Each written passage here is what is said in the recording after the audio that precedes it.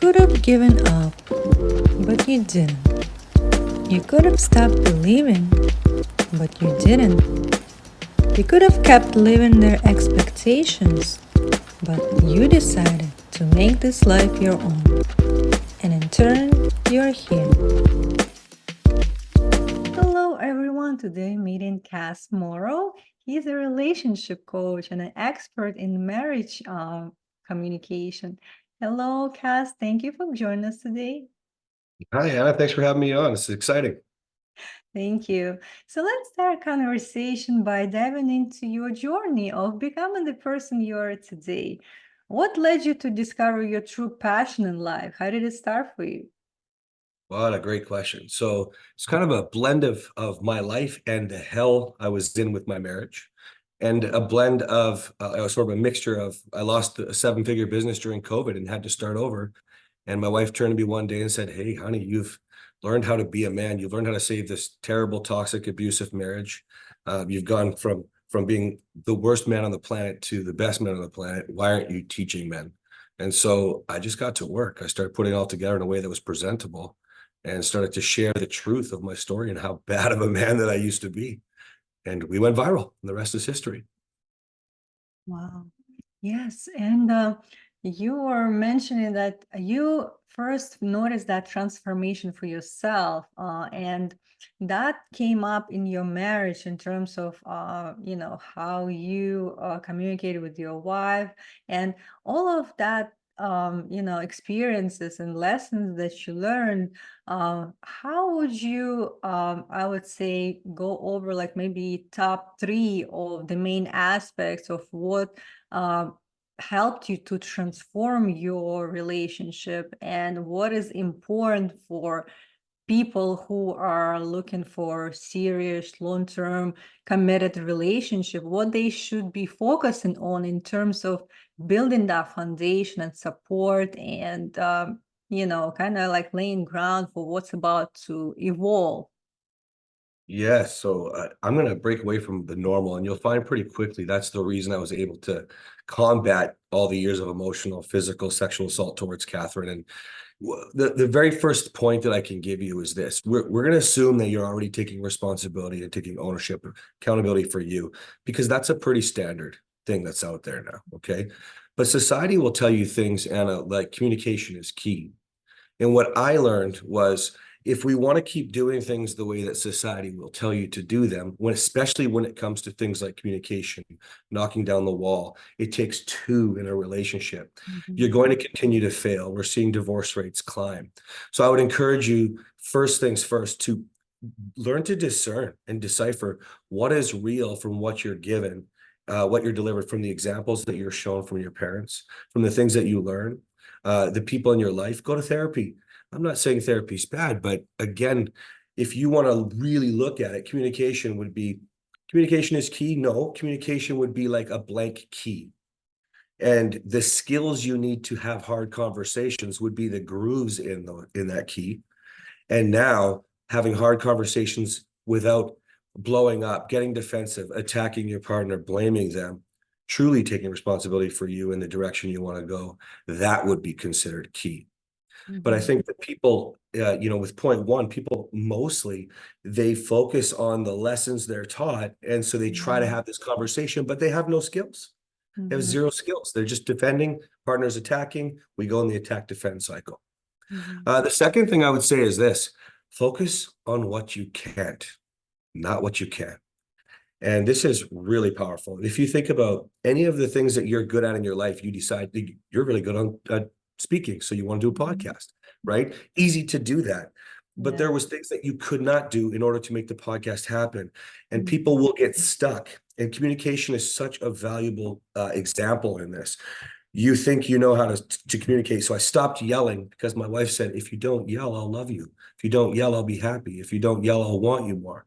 So you stop yelling and you think you're listening, you're communicating, but that's not what she wanted. What did Mhm. she really want? She wanted the things that you didn't know how to do. Provide joy, show her that there was trust, that she could trust you, that she could follow you and know that you're going to take care of her heart, that you're going to create peace and you're going to believe in that peace, that you want joy for yourself too. Those are all things that you can't if you're focused on insecurity, anxiety, anger, right? Right. Well, the last thing I would say is this: accountability. I think it's oversold and garbage, absolute garbage. Mm, I owned a gym for 22 years. If I'm your personal trainer, unless you hire me to follow you around and slap the food out of your mouth, or as your marriage coach, if you want me to be outside your house with a ghetto blaster blasting love songs, reminding you why you're doing this, there's mm, no such thing as accountability. So if you want to learn to be a better person and turn your marriage around, you can take responsibility for yourself, but you sure better take accountability over yourself. Learn to be disciplined, learn to follow through, and be proud of who you are. I'm not proud if I yell at my kids. They don't even know how to deal with their emotions yet. And I do not want them to learn the same lessons that I learned. So I better do things differently. So I better hold myself accountable or look at them. Or my wife is a good example. She's not nagging. She's just holding me mm. accountable, right? Those would be my Right. top three. Wow. Yeah, I agree that also like communication is such a, general topic, but we don't really value it enough in the relationship with other people because I guess first we didn't know how to communicate with ourselves, and it all comes back to your inner work and how are you connected and aligned with who you truly are. From that place, you can find a better communication style towards another person because it will come naturally based on how you treat yourself first. Don't you think? I think this is such a valuable point. Can I use the five love languages as an example? Because people Yes, know of the five course. love Yeah. languages. So, we're having a conversation, we're reading the book together, we take the quiz, and now we know each other's languages. But Mhm. people get so focused on the inward work, right? Of what do I need, not how do I give, how do I love, how do I provide my partner's love language? And they don't realize they're not doing the inward work. They're just focusing inward instead of just loving their partner in the language that they learn their partner needs. If you can start focusing on the person that you want to be, again, holding yourself accountable, it Yeah. gets really good. If I'm grateful for my wife because of all the things she's doing, and I show that love in a way that she understands, I'm going to get what I need. I'm going to get it. I don't have to say I'm physical touch. Why are you touching me? My wife will run across the room, touch my face, and tell me she's proud of me today. Right. Mhm. And yet men are like, see, if you don't have sex with me, I don't know you love me. Because you're not focused inward for the right reason. Does that Yeah, make sense? definitely. And I think like with us not making it a priority in our life, it's, we kind of make having a disservice not only to us, but to others that we impact on a daily basis. And a lot of times people say, if I'm focusing on me, that means it's selfish. If I prioritize my mental and physical health, how about others? And really, like, it will support you, in the long run, because with you pouring into yourself first, you will have something to share as well. And we need to like make sure that is been covered first, and then you will see yourself really coming from a different place where it's easy. When it's like overflowing, it's easy to share with others. What are your thoughts on that? I think it's amazing. I call it the yes tone. I didn't get this concept. It's from an author named Athol Key. And actually, I believe he stole it from someone as well. Mhm. But creating the kind of environment where your wife, he goes all the way to saying it assumes that there's going to be great sex today. I like Right. to look at intimacy as a rejection ladder, and it's all the way down, right? Mhm. So if we can start to fill our own cup, I'm going to say for specifically, like, let's use health as an easy example. You have all the benefits of health. We don't have to belabor that today. You're learning every day things that you're passionate about, things that you can't, not things that you can. And so that you become powerful in your brain, you become powerful. You look differently, people respect you, they listen to you because you're confident in your speech because of the education you're learning, whether it's a book, podcast, whatever. Yeah. And you start to bring this kind of energy home. Now you introduce things like legacy. What is my purpose? How am I impacting the world? Now, if you look at that rejection ladder, you can go, the very first thing is how do I come home? How do I show up? What kind of energy do I present in my home? How Mhm. is your day? If she's having a bad day, can I stay? Or I should say your partner, but yeah, I put this on men all the time, but you're having a bad day. my Mhm. energy is so up because my cup is so full that I can be there for you and listen. I can understand. I can validate what you're feeling without trying to fix like men would try to Mhm. do. And it stems from the inner work that you do, the belief in yourself. You know Right. what I mean? Yes. And also, you're not in the defensive mode because you already know who you are and what you deserve. And, nothing will trigger or like attack you. And then you are conscious or mindful of your response to the other person because it's intentional. It's not just you, kind of like flipping out or reacting, but rather being mindful. So that's another, I think, important part of it, because sometimes we're getting into the cycle of being defensive and really attacking another person subconsciously, and we don't even know why it's happening. And if we don't stop and question and really like check in with our own emotions, uh we we're never gonna like fix the situation, but rather it will go on. But with us really taking control of how we can process the emotions that I'm feeling right now, and what could be the way to like channel that in a way that it will release or let go, and then I feel better and understand why it happened. And maybe it has nothing to do with the person I'm interacting at all, but why is that I'm so reactive towards that person? Maybe it reminds me of something, triggers something that's been already within me. Maybe I should address that first, and then, like, with that responsibility of controlling our own emotions, we become content and at peace. Yeah, I couldn't agree more. Oh, you're hitting on so many things that I teach. So we all get into what I call a safe reaction until you've done the work. You safe react, which means you keep yourself safe, Right. right? So the S is sabotage, right? And we can work our way down. But the point is, you're doing things subconsciously, maybe consciously, to protect yourself, not your partner, not your future, not the marriage, your relationship, nothing, just you. And if you can learn that there is a gap between the trigger and the stimulus, you can choose to hold yourself accountable in that space and Mhm. help your partner put the gun down. And especially if you don't know how to deal with your own trigger, whatever's bothering you, because you're right. Anna, you're so right. Half the time, maybe even more, it doesn't have anything to do with you.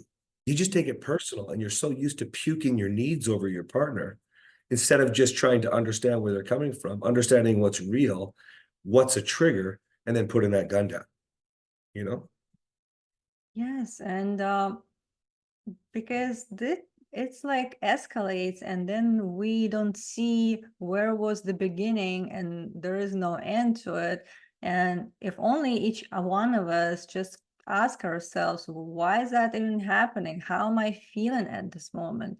Or why am I feeling this way? So really being like curious about your emotions on a daily basis and check in with yourself. And I think we also have to be mindful of if we are parenting, right? Like we are showing an example for our kids, and they usually pick up on the way you feel, not what you say, so but what you do. So with us, like not just like receiving the best experience that we can, but also being an example for our kids, because again, it comes from generation to generation. Somebody has to stop that from moving forward. And how can you stop rather than showing a different way of living, right? So Oh, what yeah. is normal? Well, the problem is, I'll tell you, the problem is normal is what parents do is just like we were taught. Don't cry. Hey, there's nothing to be afraid of. Go to sleep. If you scream like that, you're going to a room, I'm taking away your toy. What are we telling our children? What did our parents tell us? Hey, Yeah. you're not allowed to feel. That's not a viable feeling. That's not real. That's not what's happening. That's not allowed to go on right now. So stop. And then we do that to our children. And then we say, I'm going to create a good example for my children based off of what my parents did wrong. And nobody realizes they were taught not to communicate feelings. They were taught not to be allowed to have feelings. And they were taught to fall in line with whatever is said. Now, what happens to us is if we don't understand this and break away from that, learn to respond and not react by understanding emotions, what we're truly feeling. Anger is secondary. Why am I angry right now? I feel lonely. I feel like I'm the only one participating. I feel as though I'm not, we start to understand these things, and then we can break away from the cycle, because we need to be teaching our children a different way. You need to cry, baby, get over here. Go to their level, get down on the floor and let them. I've had my daughter bite chunks out of me, but she can trust me. Yeah. She can count on me, right? Now, Yeah. that's not going to happen forever, but if we want to make a generational change, and for those of you listening that struggle with your partner, start with your kids, because they have no choice, but we have a choice for them, you know? Yes, definitely. And with us knowing that bigger picture that we're creating that ripple effect. So dedicating time to your own mental and physical health should be your priority.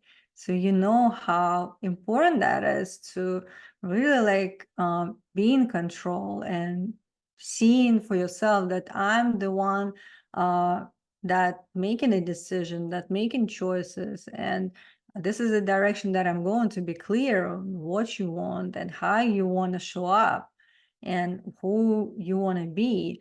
I think that's something that we should be prioritizing, and the rest will follow. Again, like it's just going to be an outcome or the result of who you want it to be in your life. And again, like those um, qualities or skills that you develop, it will become your second nature. But in the beginning, like maybe you will feel like something new, something unknown, but you have to kind of lean into that and see for yourself what is it that you experience and how you can learn from that lesson. Especially if your partner's not on board, which is Mhm. very common. People say what they're supposed to say. Of course, I want to be here. I believe if I wouldn't be. Yes, I'm working on the marriage. I'm going to therapy, or I'm reading this book. People say what they're supposed to say, not what they actually truly mean. And there's often that push and pull. So when you're taking responsibility and you're trying your hardest, are you? If you start to blame your partner because you're trying so hard, you're not trying hard, because you should never turn to blame. You Mm. still, are you still getting defensive? I like to use disrespect, Anna, as such a beautiful way to describe this, because especially with men will come to me and be like, well, she screams at me, she hits me, she is the one who's constantly berating me and nagging me and calling me names, threatening divorce. She's the one who's cheating. She's the one who filed divorce. She's the one. Well, listen, none of those things happened on your first date, your first month, your first months, years. None of them, which means it gradually increased to the level of disrespect that you've now decided is intolerable. Mm. Well, that means you're just as much a part of enabling it, allowing it. You didn't have any ideas about boundaries. You didn't have any ideas how to communicate, lead your partner out of the mess when they were triggered. That's not all your fault, but you might not be the problem, but you can be the solution. And if you're not the solution, you are the problem. Yeah. So stop blaming your partner. Start just taking responsibility. Like you said, look in the mirror. Who do I want to be? Right? Yeah, definitely. And also, really we have hard times communicating with ourselves, meaning like we're critical to who we are or who we've been. We have to really find a way to accept everything about who we are and all parts of us, because it played a role in your experiences and your transformation that you are here right now with what you have and what you know because of those parts of you. And people find hard for them to accept, and they would feel guilty or ashamed of something, or not being able to really forgive themselves for what has been in the past. And sometimes like we're attached to those stories, but again, we can create a new narrative. We are the one writing the story, and if we know that we're the creator of our story, then we don't have to, tell the same thing. We can just rewrite it. And again, who do you want to be? How you want to show up is important. You have to be clear and know yourself first before really like knowing how to interact with other people. And also, I think like sometimes we feel also pressure from the society that we need to like perform, or we compare ourselves with other people, and or we see that we don't have something other people have, and we become jealous, and we kind of like projecting that onto relationship as well. And maybe setting like high expectation for me and my partner, like I'm kind of uh, I feel that pressure not only on me, but creating in the relationship. So have you ever, I mean, worked with the couples who feel like, they struggling because of the pressure of the society in a way to perform or to be somebody they not, or they asking their partner to do really like a lot that they don't have to do, and how it affects the relationship and how to get a handle of it? All the time. In fact, it's woven throughout the program that my wife and I do. But Mm. there's a few really key things. Number one, you hit the nail on your head, and I wasn't sure if you were going to say it, but you're right. A lot of society, the Mhm. pressure that you feel is also from your partner. Okay, because remember, there's a man and there's a woman. They were both not properly taught how to be a man and a woman in a relationship. Let's just be real. Okay, and so they come together, and there's pressure from the world, from the examples we're shown, from the social media we choose to follow, from the movies we watch, the books we read, the people that you don't know, but they're at work and they're telling you at the water cooler how things are going. It is what it is, okay? And now the first thing that I would teach men is you need to focus on gratitude to your partner first, because without them, you wouldn't want to be better. That's Mhm. it. If you don't have that, you're going to be resentful and contemptuous all along, because everybody's taught wrong and everybody's telling. And we'll use communication as an example again. If we're all taught don't go to bed angry, but you don't have the skills, you feel this pressure from your spouse who wants to talk. Well, I know as a man who is abusive and rageful and just a terror, I would tower over Catherine all night long, days on end. I call them week-long anger binges, lecturing and lecturing and lecturing, because we're not supposed to go to bed angry. So Mhm. you need to let go. The second part of it is letting go of all the outside influence. If it's not working, just drop it. Just understand it. I'll use a different example, your family. If you've got a bad family who tells you you can't make money, that you need to quit, get divorced, I don't care what the lesson is. Don't listen to people, A, who don't have what you want, and Yeah. B, meaning you need to choose. That's who you choose to follow on social media, whatever. And B, like, if they're not supporting you in the goal that you want, you should be not talking to them anyways. I don't care if they're your blood, right? They're holding you back. Your circle of five is, I didn't make that up. You're the sum of who you have in your life. Pick them wisely, you Mhm. know? And then you can start to let go of the pressure, because you're right. That shame, that guilt, it's nothing but an anchor. And here's the other problem. I Mhm. guarantee you're not going to people at work and or your friends and saying, yeah, you know what? I told that bitch divorce. She's getting divorced. No guy's going to his buddies going, yeah, my wife, when we're intimate, she just lays there. She's just, I can tell she's not even with me. She's just, I just feel terrible. Nobody's doing this. Nobody's telling the truth. I certainly didn't tell everybody that I trashed the house 50 times. I didn't tell people that I got a restraining order, that I was going to go to jail for assaulting my wife. Nobody's talking about it. So why are you looking at everybody else for help? Yeah. Find somebody who's talking about it, and it doesn't have to be me, but find somebody who's honest, help you release that shame and realize you're not alone. There's nothing to be ashamed of. We all didn't know. And the only reason it's your fault is if you learn this now, you hear this now, and you don't want to do anything about it. Now Right. it's, you know, Yeah, like when people know what they didn't know, but now they have the responsibility. And a lot of people want to be ignorant to just not have responsibility. Again, it comes in subconsciously. What is it that you value in your life? If it's that important, then you have to do something about it, right? And usually, like we find people, if the pain of them staying in the same situation is stronger than the pain of the transformation that they need to go through, that's how they start moving. Otherwise, they stay stagnant, and until to the point where it's enough. It has to be enough. You have to take that make that decision and really stick to it, no matter what, I'm gonna fix it. Mhm. No, you're right. Emotion. Hey, sorry, my puppy's a little nutsy. Um, Emotion is the root of all success, but it's also the root of all failure. Everybody who's made it, they usually do hit rock bottom. They absolutely do, right? And they decide if they, but not everybody at rock bottom does something. I'll give you an example. There's a ton of men who are going to lose everything and they come to me. They're going to their life, their marriage, their wife hates them, whatever. They come to me. Mhm. And then they rise up, they learn, they grow, they level up, and they start to look down on their partner who's still defensive. When they're fun and exciting, they're following through on everything. And I mean, I can go on and on and on. The point is they've become a real 10. They started looking up at their partner and now they're a 10. They're looking down, going, where are you? And we inspire, we lead, we ask, we might have to motivate with a boundary. But the thing is, rock bottom doesn't always affect everybody the same way. Mm. Or maybe you don't know or haven't defined rock bottom for yourself. Maybe you're just like still stuck in your past and you're still blaming, I can't believe you're only doing this now. It's been 20 years.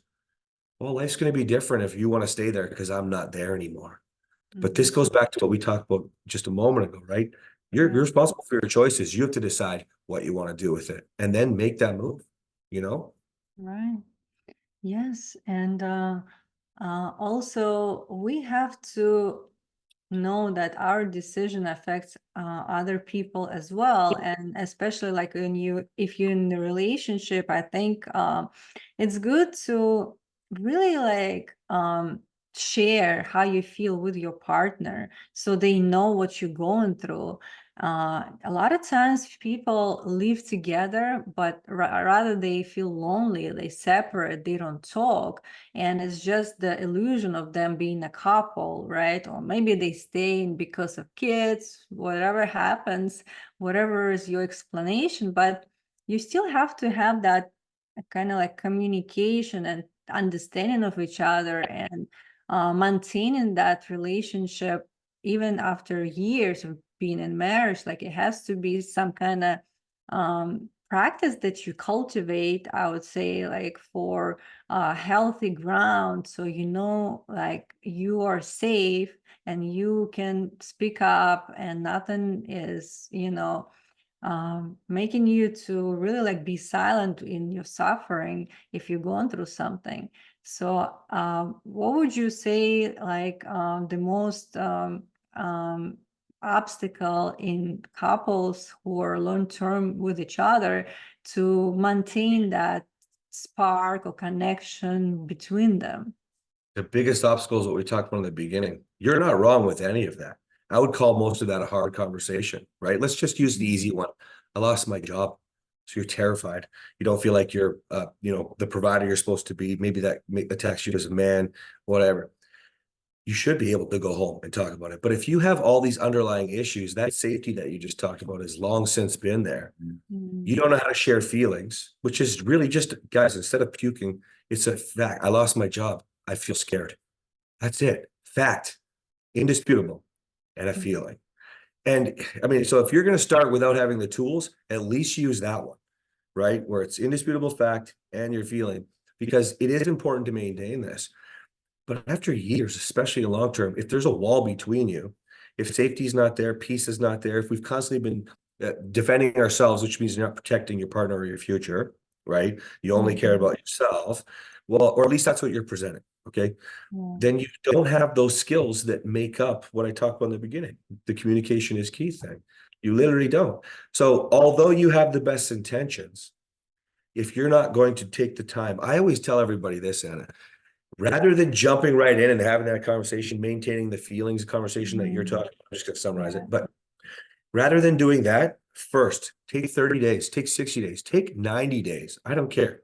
Learn some skills to communicate, to deal with your triggers, to be able to know what a feeling is. What actually am I feeling?